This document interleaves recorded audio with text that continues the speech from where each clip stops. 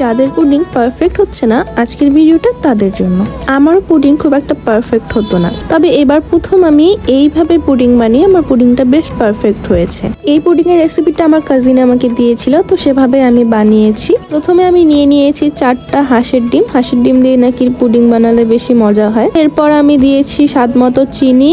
এরপর এগুলোকে মিক্সড করে নিয়ে অ্যাড করেছি কনডেন্স মিল্ক, ভ্যানিলা এসেন্স, আর দিয়েছি চায়ের কাপ দিয়ে 1 কাপ দুধ।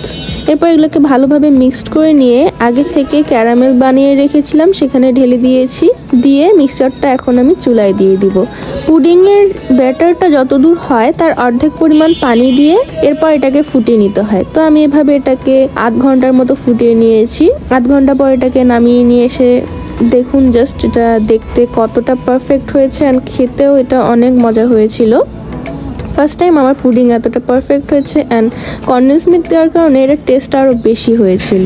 আপনারাও পুডিং বানানোর সময় কনডেন্স মিল্ক আর ভ্যানিলা এসেন্সটা ব্যবহার করার চেষ্টা করবেন। আজকের ভিডিওটা এখানেই শেষ করছি। আরও নতুন নতুন কিছু জানার জন্য পেজটাকে ফলো করতে অবশ্যই ভুলবেন না। Thanks for watching. Bye bye. আল্লাহ হাফেজ।